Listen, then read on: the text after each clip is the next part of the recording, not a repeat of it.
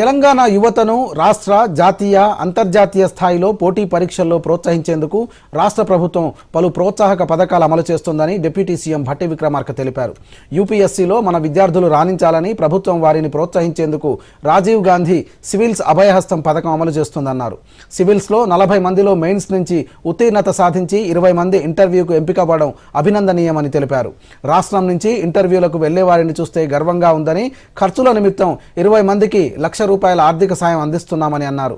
Mains వాళ్లకు 1,00,000 ఆర్థిక సాయం చేయడంతో పాటు ఇంటర్వ్యూకు ఎంపికైన వారికి మరో 1,00,000 సాయం చేయాలని ప్రభుత్వం నిర్ణయించిందని అన్నారు.